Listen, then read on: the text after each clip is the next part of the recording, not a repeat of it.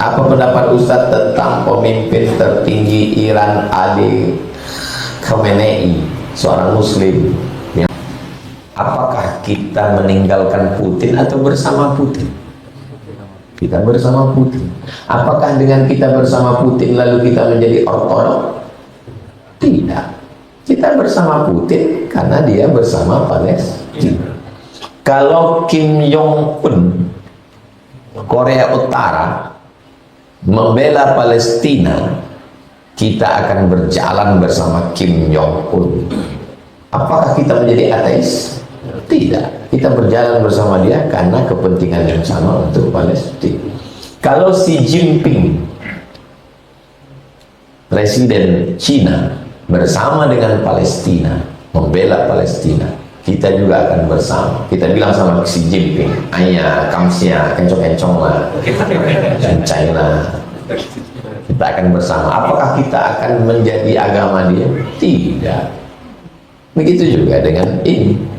Apakah kalau saya bersama dengan Ali Khamenei lalu saya menjadi Syiah Imamiyah Isna Asyariyah? Tidak. Saya akan bersama dengan beliau demi untuk memerdekakan Palestina. Masalah akidah, keyakinan lain. Wala ana abidu ma'abatum wala antum abiduna ma'abud lakum dinukum. Duduk tasahud awal. Tasahud awal zuhur, asar, maghrib, isya. Imam lupa duduk tasahud, langsung dia berdiri. Allahu Akbar.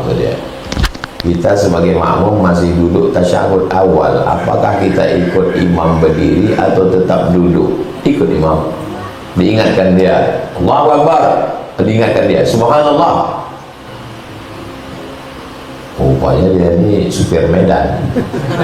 Tak peduli dia, tetap aja dia berdiri. Habis itu pas di rakaat terakhir baru dia ingat dia sujud sahwi.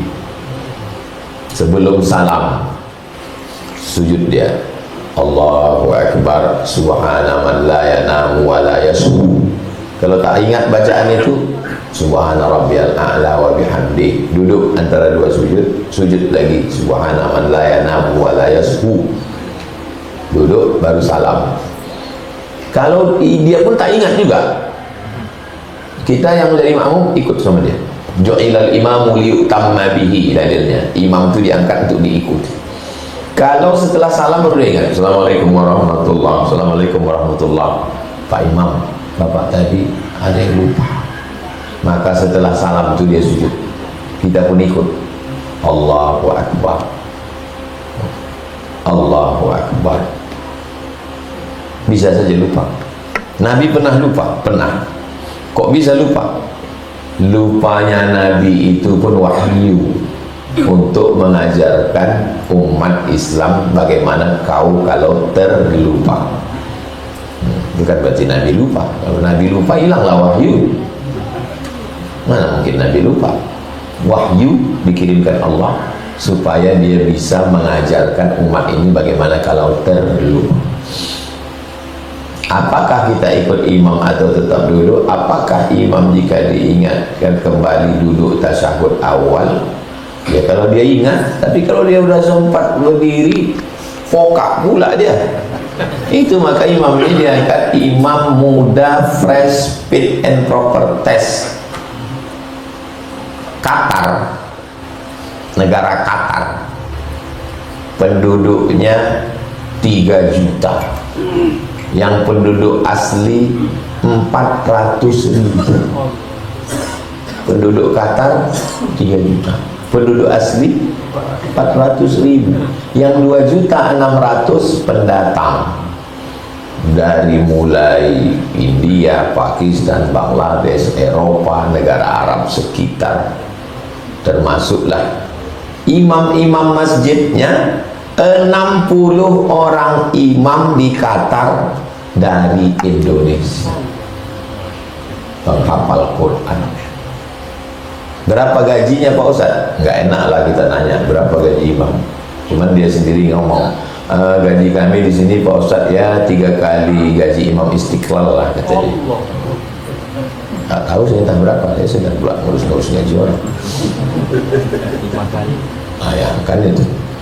Kenapa imam itu bisa dijaga kualitasnya? Karena digaji. Jadi kalau negara ini mau menjaga kualitas imam di Indonesia, angkat gaji. Nggak bisa lah Pak Ustaz. Apa pula nggak bisa? Makan siang aja bisa. Masa imam nggak bisa? Oh, diangkat imam. Sekarang kenapa ada imam yang bisa di masjid sesuka hati dia? Sesuka hati dia. Ya kata dia, tanahnya tanah aku, masjid aku mau jadi imam, apa masalah lo, kata dia. Siapa yang bisa menggantikan dia? Ini tanah itu aku, jadi aku yang jadi imam. Inilah kesempatan aku jadi imam. Di rumah pun aku takut sama bini gue, kata dia. Di sinilah aku jadi imam, kata dia. Nggak bisa. Kalau di Malaysia sajadah itu dua, sajadah depan, sajadah belakang. Sajadah belakang nih siapa di situ? Itulah dia imam. Yang depan nih imam negeri, yang belakang nih imam swasta, EJK, digaji oleh negara. Jadi kita kalau mau memperbaiki kualitas, Pekanbaru sudah mulai mencoba, maka namanya ada imam masjid paripurna yang diangkat oleh Pemko. Itu sejak dari Pak Herman Abdullah, dilanjutkan oleh Cupidau, Pak Firdaus, imam-imam di kecamatan. Tapi satu masjid satu kecamatan. Setelah terakhir setelah satu kelurahan, itu pun beberapa imam datang ke saya, tolong ceramahkan Pak Ustaz. Apa? Saya bilang 6 bulan belum cair. Saya jawab, nantilah.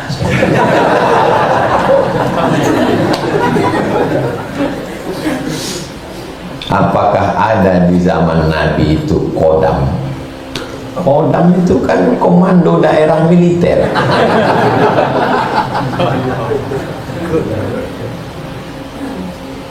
Itulah pentingnya belajar bahasa Arab.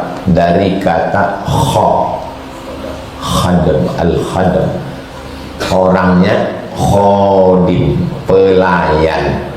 Jadi saya ini kan punya jin ini melayani saya, maka saya bilang, hati-hati Ustaz Somad, itu ada khadamnya itu. Jin itu melayani dia. Tolong bawakan aku ke Baghdad. Datang jin itu bawa sajadah. Nama jin itu Alauddin. Alauddin. Kenapa payah orang nyebut Alauddin? Aladin. Disapu di dalam ceret, disapu ceret. Nah, keluar dia, berikan aku 3 permintaan. Kebetulan ini nyasar bertiga. Kata yang satu nih, antarkan aku ke Amerika. Yang satu lagi, antarkan aku ke Jerman. Tanya orang ketiga, kamu permintaan ketiga? Balikkan kedua temanku lagi. Balik lagi. Kok balik? Memang kawan celaku.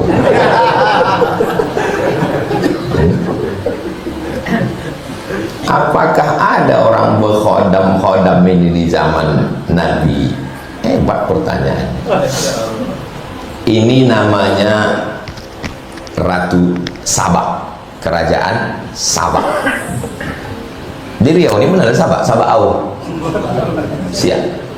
Ini Sabah. Sabah ini di Yaman. Ini Sulaiman, Raja King Solomon di Palestina. Jarak dari Yaman ke Palestina ini 3000 km. Naik pesawat 3 jam. Datang burung hudhud. Kata burung hudhud, Sulaiman, aku melihat pasukan Sabah sudah datang. Nabi Sulaiman sudah tahu bahwa Ratu Sabah di jalan sudah menuju Palestina. Dia mau memberikan kesan yang luar biasa bahwa dia hebat kepada Ratu Bilqis. Dikumpulkannya bala tentaranya. Apa kata Nabi Sulaiman? Ya ayyuhal mala'u ayyukum ya'tini bi'arsyiha qabla an ya'tuni muslimin. Wahai pasukan tentaraku, siapa yang bisa membawa kursi Balqis sebelum dia sampai, kursinya udah sampai duluan, supaya ketika dia sampai dia terkejut. Wow, amazing. Siapa yang bisa membawa? Dikumpulkan. Wa qala ifritum minal jin, berkatalah jin ifrit. Ini menunjukkan bahwa jin ifrit menjadi khadam, pelayan Sulaiman.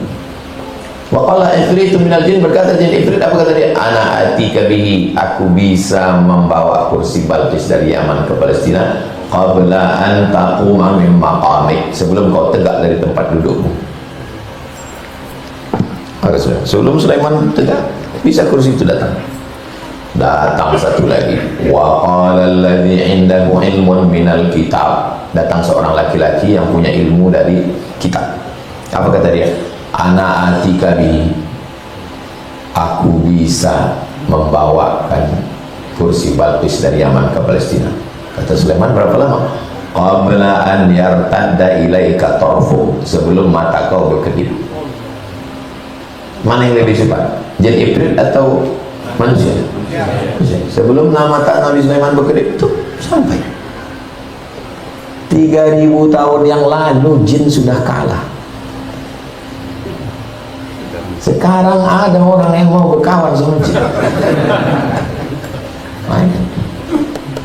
Siapa nama laki-laki itu? Asif namanya, pakai shot, Asif. Sampai ke Jawa Barat, Asep.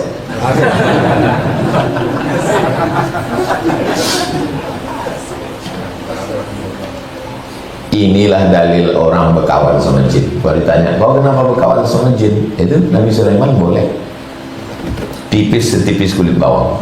Nabi Sulaiman berkawan sama jin. Jin itu ditunjuk kirinya. Kau itu ditunjuk jin itu. Saya waktu saya bawa almarhumah mak saya ke tablik akbar, pertama kali ditengoknya manusia macam semut. Balik dia, ditanyanya saya, kau berkawan sama jin? Takut dia saya punya jin, lalu jin itu menarik hati orang ini supaya dia mau dengar ceramah saya. Ada kau berkawan sama jin? Tidak. Ada kau mengamalkan wirid-wirid ini manggil jin? Tidak. Kusumpahkan kau berkawan sama jin. Karena atukku dulu melarang ayahku, ayahku melarang aku melarang kau. Jangan kau berkawan sama jin. Susah kau nanti mati, berbuka atap diganggu jin. Maka jangan berkawan sama jin. Tapi kan ada jin Islam Pak Ustaz. Sedang orang Islam aja payah dipercaya, apalagi jin Islam. Saya berapa orang Islam yang ngutang tak balik-balik. Kawan akrab tuh. Apalagi jin. Dia pula tukang mengeluarkan jin. Minjam duit tak balik-balik. Kau percaya sama jin? La ilaha illallah. Ini cerita Tuan Guru Jahid, mursyid tarekat Naqsabandiyah di Malaysia. Cari di YouTube. Ada orang bawa duit merantau ke Kuala Lumpur. Sampai di Kuala Lumpur hilang duitnya. Susah. Akhirnya dalam putus asaan, sudah tak ada lagi harapan, putus sudah, datang bisikan, kau buka rumah makan, jual roti canai, amalkan ini. Dibukanya roti canai, laris selaris-larisnya, maju balik duit tadi. Habis itu datang lagi bisikan, pergi ke Masjid Demak, lihat nasabmu ada di tiang. Pergi dia ke Masjid Demak, ditengoknya macam yang diceritakan. Akhirnya dia mengaku keturunan Wali Songo. Habis itu pulang lagi, kau bacakan ini nanti kau, jangan direkam nanti sangka saya jin. Kau bacakan ini nanti kau bisa mengobati orang sehat. Dibacakannya, siapa aja datang sehat, pegang sehat, embus sehat. Sampai pada step ini masih baik. Buka roti canai baik, ziarah ke Demak baik, sampai mengobati orang baik, sampai pada mau garis finish dia tak sembahyang. Ditanya sama Tuan Guru Jahid, kenapa kau tak sembahyang? Karena kalau aku mengobati orang pahalanya 5, kalau aku sembahyang 1. Nampak kerja setan? Itu namanya SOS, standar operasional setan. Jangan mau berkawan, walaupun dia datang sedang berzikir itu. La ilaha illallah, la ilaha illallah. Datang dia, aku mau jadi khadam. Gimana cara mengusirnya Pak Ustaz? Baca ta'awuz, hembus ke sebelah kiri. Tapi waktu saya berzikir Pak Ustaz, ada yang berbisik sebelah kanan. Apa kata dia? Sudah ngopi belum? Nah, itu kawan. Datang orang ke rumah saya menunjukkan gambar.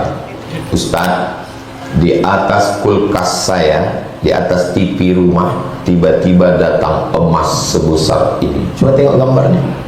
Emas batangan segini panjang.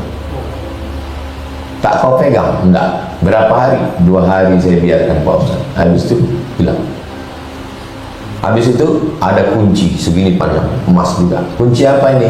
Inilah kunci berangkas kotak besi yang ada di Istana Siak yang dekat tangga yang tak terbuka. Di situ ada petak emas katanya Pak Ustaz. Tak kau buka? Tidak.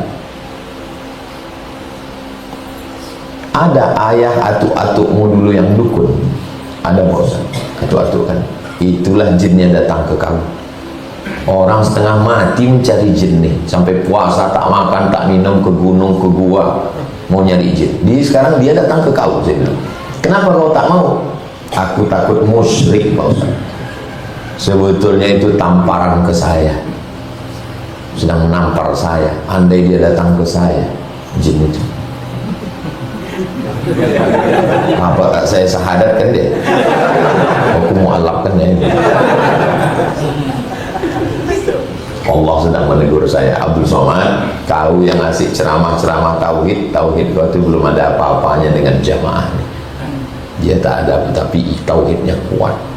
Takut aku anakku makan haram Pak Ustaz, takut aku hatiku musyrik Pak Ustaz. Ada manusia zaman sekarang, sengaja Allah menunjukkan ke saya. Apakah ada dalilnya seorang imam setelah selesai salam terus berzikir menghadap jamaah? Nabi selesai sholat menghadap ke jamaah. Waktu Nabi menghadap ke jamaah, dia bertanya, asyahidun fulan, asyahidun fulan, asyahidun fulan, mana si fulan, mana si fulan, mana si fulan. Versi 1. Versi 2, Nabi menghadap ke kanan. Kenapa dia menghadap ke kanan? Karena sahabat minta barokah sebelah. Saya pakai versi 2. Makanya saya tadi habis sholat saya menghadap miring ke kanan. Kenapa Ustaz tak pakai versi 1 menghadap ke jamaah? Karena kalau menghadap jamaah itu berarti bertanya, mana sebulan, mana sebulan. Itu yang cocok itu presiden, mana menteri, mana menteri, mana kepala dinas, mana kepala badan, mana kepala kantor. Yang enggak sembahyang berjamaah nonjok. Saya mana ada jabatan saya? Kalau saya tanya, mana sih bulan? Mana bulan? Ngapain saya tanya dia? Tentang masalah menghadap habis sholat itu 2 versi. Menghadap ke jamaah atau miring ke kanan. Tentang berzikir, hadisnya diriwayatkan oleh Abdullah bin Abbas.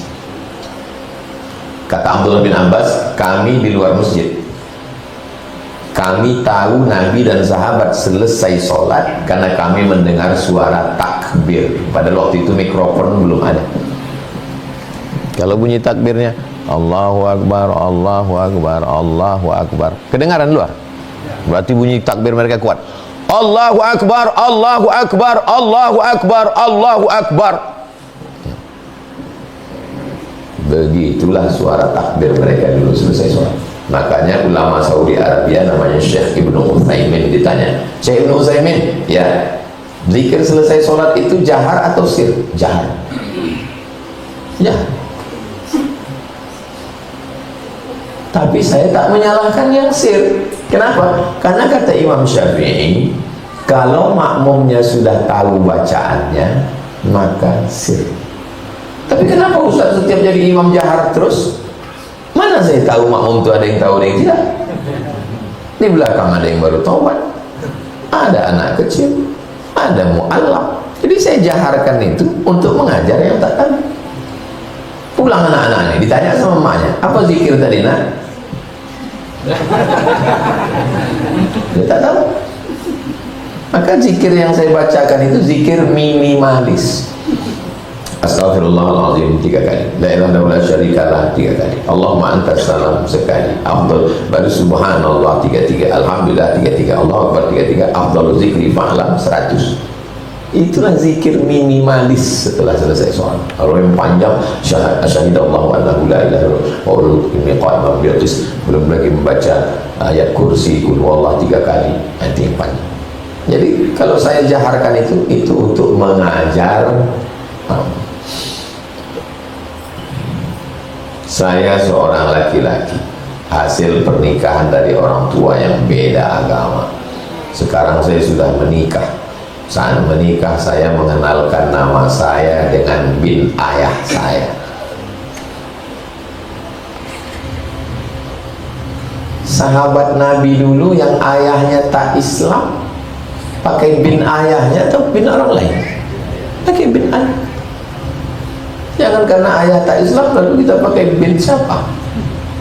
Tak boleh. Tetap nama bin ayah. Siapapun nama ayah kita tetap nama bin ayah walaupun dia tak Islam.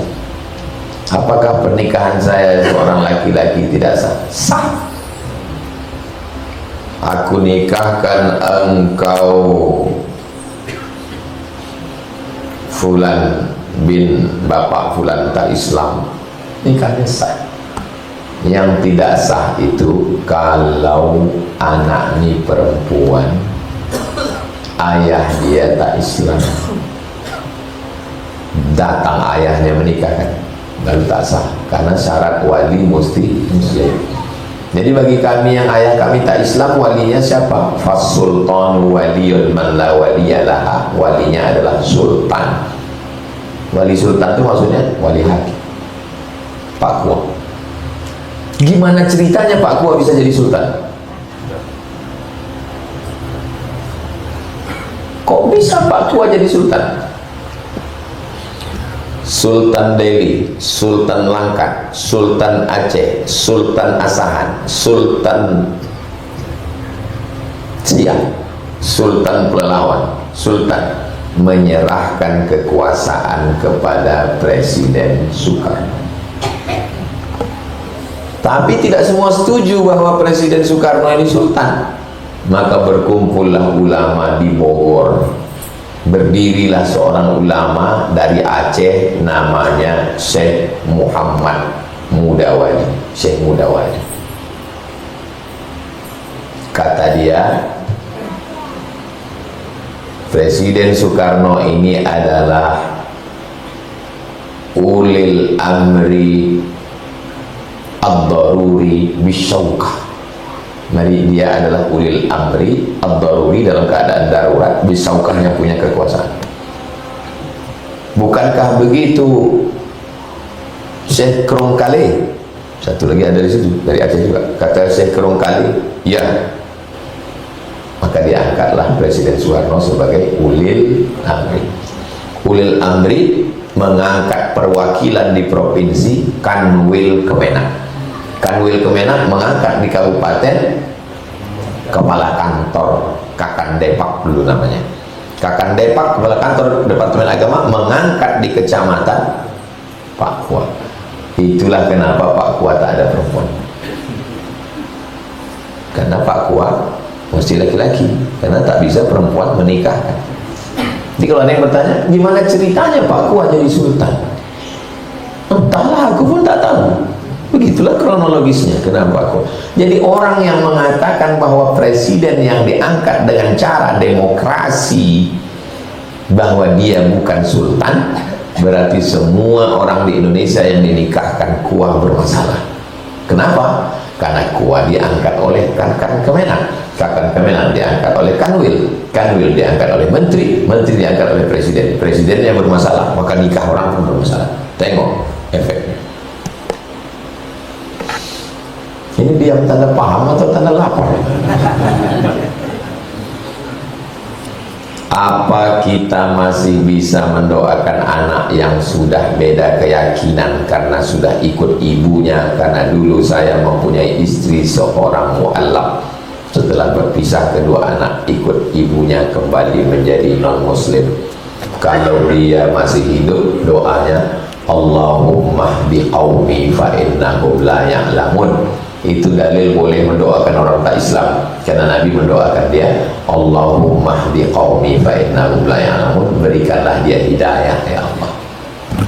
Jangan putuskan silaturahim, belikan dia baju, telepon dia, ajak dia jalan, berikan kasih sayang, karena kita bertanggung jawab sampai dia meregang nyawa, sebagaimana Nabi mengajak pamannya Abi Thalib sampai akhir hayat. Jangan putus, karena bapak bertanggung jawab.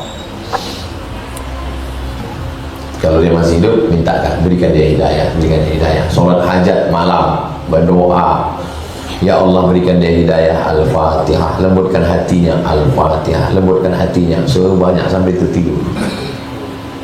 Kertas terakhir, apa pendapat Ustadz tentang pemimpin tertinggi Iran Ali Khamenei, seorang muslim? Apakah kita meninggalkan Putin atau bersama Putin? Kita bersama Putin. Apakah dengan kita bersama Putin lalu kita menjadi ortodok? Tidak. Kita bersama Putin karena dia bersama Palestina. Kalau Kim Jong-un Korea Utara membela Palestina, kita akan berjalan bersama Kim Jong-un. Apakah kita menjadi ateis? Tidak. Kita berjalan bersama dia karena kepentingan yang sama untuk Palestina. Kalau Xi Jinping, Presiden Cina, bersama dengan Palestina, membela Palestina, kita juga akan bersama. Kita bilang sama Xi Jinping, ayah, kamsia, kencong-kencong lah, kencang lah. Kita akan bersama. Apakah kita akan menjadi agama dia? Tidak. Begitu juga dengan ini. Apakah kalau saya bersama dengan Ali Khamenei lalu saya menjadi Syiah, Imamiyah, Isna Asyariyah? Tidak. Saya akan bersama dengan beliau demi untuk memerdekakan Palestina. Masalah akidah, keyakinan lain. Wala ana abidu ma'abatum wala antum abiduna ma'abud lakum dinukum. Jelas? Kalau Donald Bebe tiba-tiba dapat hidayah dan dia berjalan bersama Palestina, ya kita bersama Donald Trump.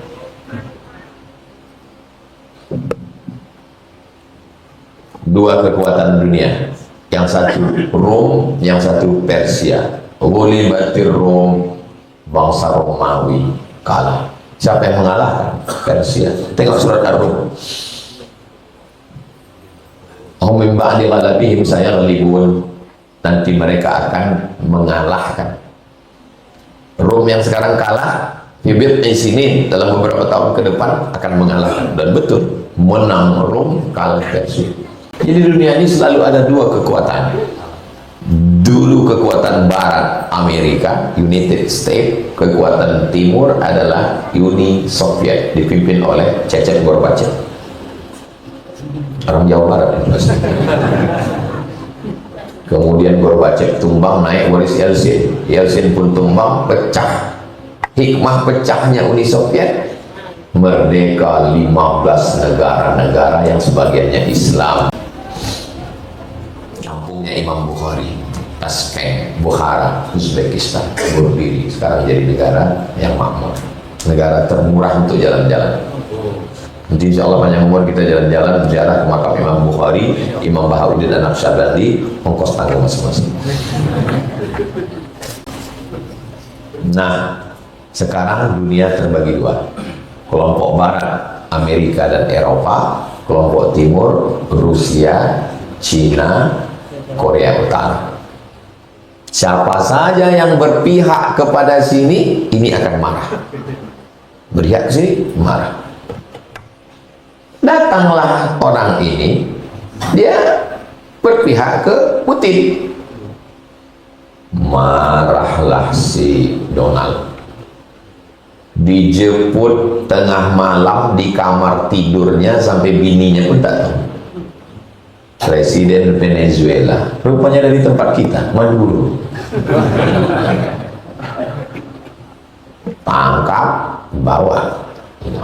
Sebenarnya Trump ingin ngasih tahu, siapa yang ikut-ikut Putin, awas.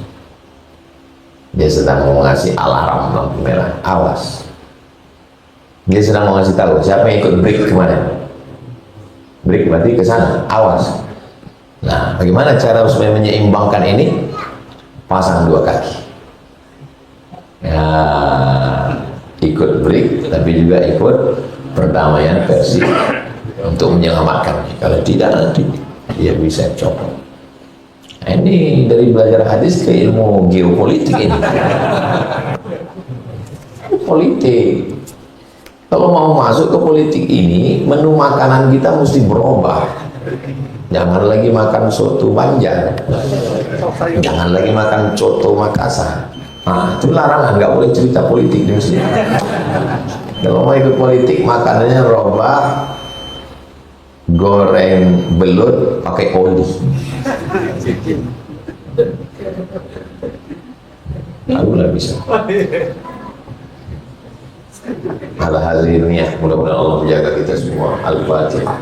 A'udzubillahi minasyaitonirrajim. Bismillahirrahmanirrahim. Alhamdulillahirabbil alamin. Arrahmanirrahim. Maliki yaumiddin. Iyyaka na'budu wa iyyaka nasta'in.